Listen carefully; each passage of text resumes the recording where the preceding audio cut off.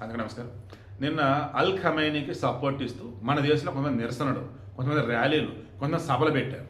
ఆ మూమెంట్లో నాకు ఒక పోస్ట్ కనపడింది. అదేంటి అంటే మన సెంట్రల్ గవర్నమెంట్ వచ్చి అన్ని రాష్ట్రాలని అలర్ట్ చేసిందని, ఇలా ఎవరన్నా ఖమైనీకి, ఇరాన్లో చచ్చాడు కదా ఐతుల్లా అల్ ఖమైనీ, వాడికి ఎవరైనా సపోర్ట్ చేస్తూ ర్యాలీలు చేసినా, నిరసనలు చేసినా వాడిని అరెస్ట్ చేసి లోపలేండి అని చెప్పేసి కేంద్ర ప్రభుత్వం ఆర్డర్స్ ఇచ్చిందని చెప్పేసి ఒకది ఛాన్సే లేదా, లేకపోతే మన దేశం ఏదో తేడాగా ఉందని చెప్పి చూసాం. అప్పుడు అర్థమైంది ఏంటి అంటే కావాలని కొంతమంది దాన్ని వైరల్ చేస్తున్నారు.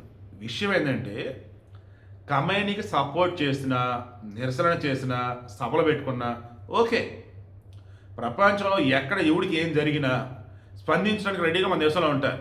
స్పందించండి పర్లా. కానీ భారతదేశ సార్వభౌమత్వానికి ఏమంటారు దాన్ని ఇబ్బంది కలిగేలాగా, లేదన్నప్పుడు సార్వభౌమత్వం దెబ్బతీసేలాగా ఒక మాట మాట్లాడినా, మన దేశంలో మతగొడవలు పెంచేలాగా కూడా నోరు జారినా,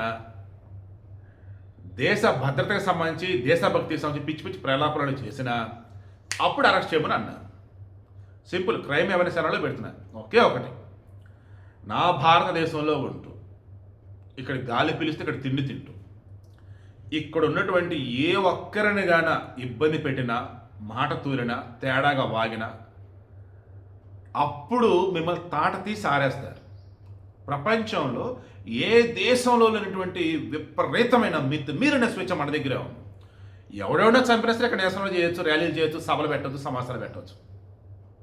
అదే హిందువులు చంపితే ఎమ్మ జీవితం అనబడుతుంది, ఇవుడు కనపడ్డు, సభలు ఉండవు, సమాసాలు ర్యాలీలు ఉండవు. ఈ మధ్యకు వచ్చి అవేర్నెస్ వచ్చింది. సరే, వీడియో క్లోజ్ చేస్తున్నా. తప్పుగా మాట్లాడినా, మత విద్వేషం రెచ్చగొట్టేలా చేసినా, దేశ భద్రత ముప్పు కలిగేలాగా బిహేవ్ చేసినా అప్పుడు వాళ్ళని అరెస్ట్ చేయమని తప్ప శాంతియుతంగా నిరసనలు చేస్తున్నావు, ర్యాలీలు చేస్తున్నావు, సభలు పెట్టుకుంటే ఏమొద్దు, జస్ట్ గమనిస్తుండరు బాబుని మాత్రమే ఆయా రాష్ట్రాలకి కేంద్ర ప్రభుత్వం చెప్పింది.